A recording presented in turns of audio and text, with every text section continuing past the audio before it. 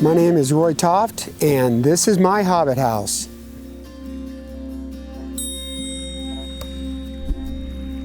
This video is sponsored by Rosetta Stone. Click the link in the description box below to get Rosetta Stone Lifetime for only $179. But hurry, this offer is only available until March 31st. Stick around to the end of the video to hear more about Rosetta Stone Lifetime. How'd this come about? I guess first off is I wanted just a guest house, just to have a little place where if friends and family, we live out in the middle of nowhere, so if they come for dinner, I can offer them a place to stay.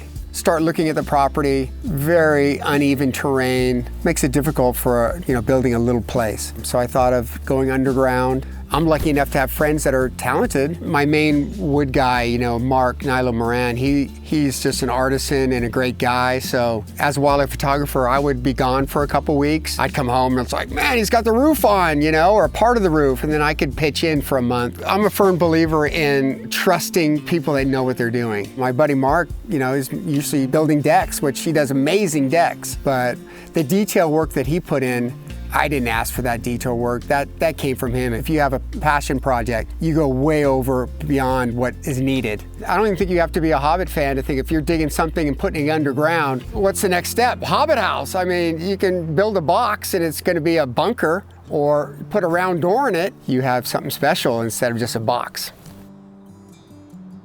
Well, you're just starting to get a little bit of a hint of it here through the silk floss tree. Beautiful windows there. The outside we have some stained glass from a friend of mine, Susan, and some diachroic glass over here on this window. So if you're not familiar with diachroic glass, it changes with the changing of the light. So it's pretty interesting. It's stuff that they add to the glass, but I do remember that word, diachroic glass. We had a huge fire here 12 years ago, so a lot of the sticks and things that I use to kind of decorate are just from the valley that after the burn. So this is all scrub oak that I just brought up. We have some pieces that we actually built into the wall inside the Hobbit. So we have a nice big overhang, as you can see, since it's a living roof. I have sprinklers on the roof. So we're watering all those plants every other day. So now we have a nice overhang that water can drip through here and drip down. We have a lot of rock veneer and rock through and through walls in the Hobbit. All this granite is from this dry riverbed here. The earth that we dug out for the Hobbit, we put on top of this culvert that I put in. So that could be our staging area for all of our lumber and all of our materials.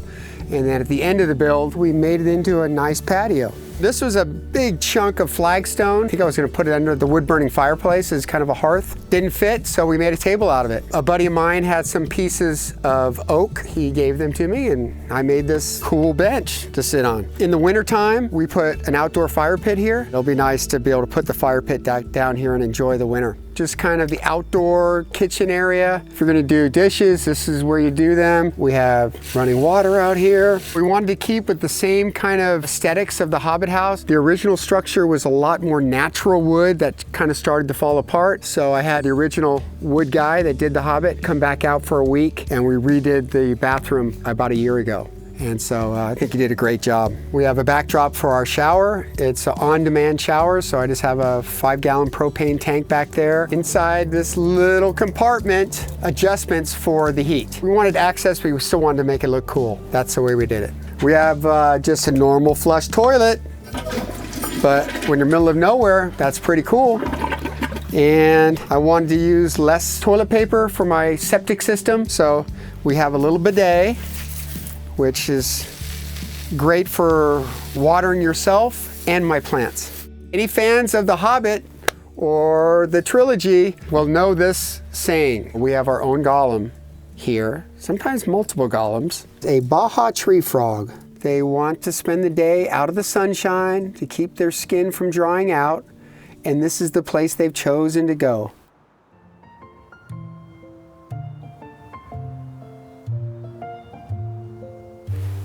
Welcome to the Hobbit house. The door is actually the last thing that we did in the Hobbit because we were afraid.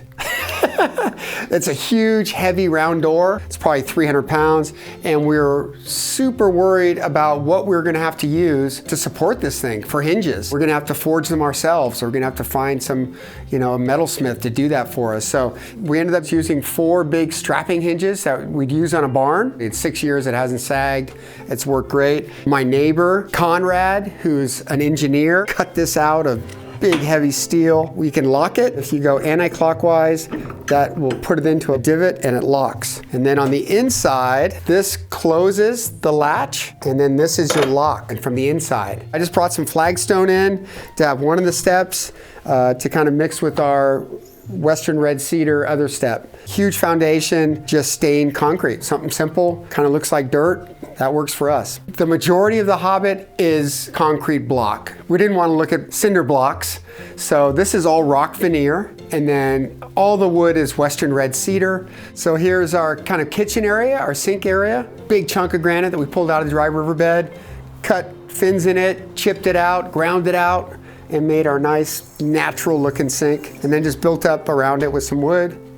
And then just a regular mirror, but just, dressing it up, making everything look natural and raw. The Murphy bed, it's nice to have the added space if you wanted to do yoga or want to have a group of people over. This thing goes all the way up. Super easy. Got a mirror. A simple closet, you can make it interesting. I actually grabbed a piece of scrub oak that was in the valley from the fires, and we use that as our doweling going across. So you have to just think outside the box. Like, you can do whatever you want. This is an old school latrine right there, just like Little House on the Prairie. I thought it was a cool piece. We have a store around here that has all rustic stuff. You'd have a hard time finding a place in your regular house, a normal house. But for the Hobbit, it was perfect. So this was actually made in Thailand, and it's a bar. And it slides out, it's on wheels, so if the Murphy bed's up, I can pull this out, open both sides. This top opens up, so it's a T, and it's a bar.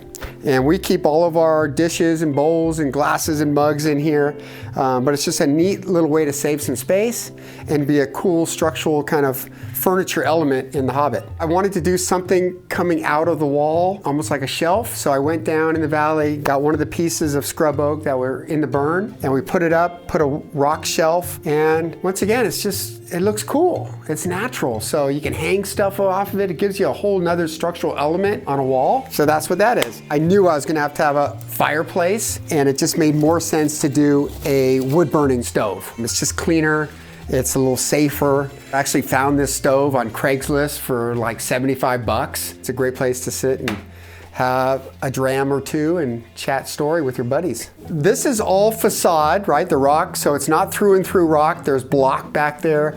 There's metal posts to support this heavy roof. But we did the rock facade to make it look like it's all rock. And then we actually cut into the block so we could really stick that shelf of a rock inside to make it really strong. Moving along, our big windows here. It's nice to be able to get some fresh air.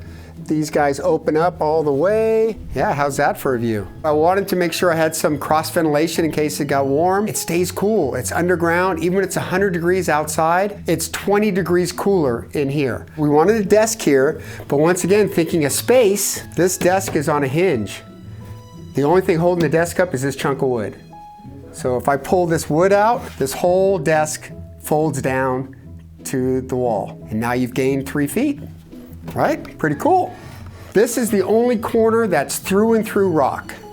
To add to the strength, in the corner we have a 4x4 metal post, and to each side of the Hobbit door is a 4x4 metal post that roof can connect into. If you look at the structure of this roof, we have a huge key that comes down from the peak point, and then the first layer is 1x6 Western red cedar. Above that, 3/4 inch marine plywood.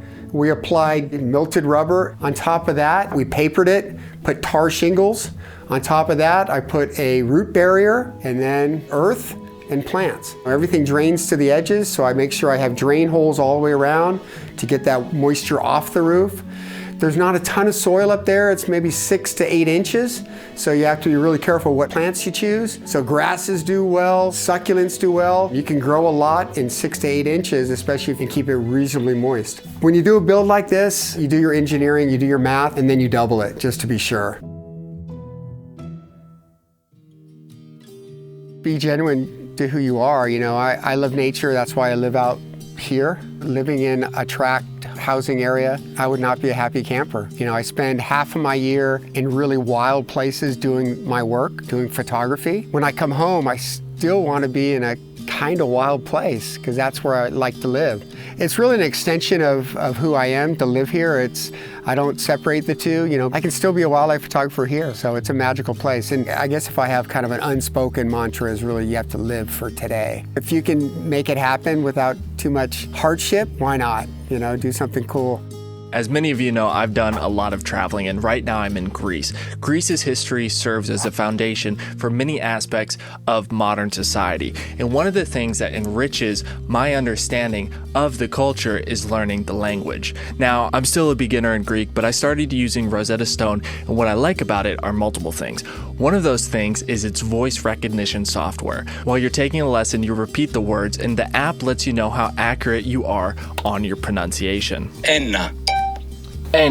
The app also has a lot of other great features, like plans that are tailored to your specific language goals, the ability to download lessons and use them offline. You can practice by reading short stories, as well as live lessons where you can practice with a small group of other learners.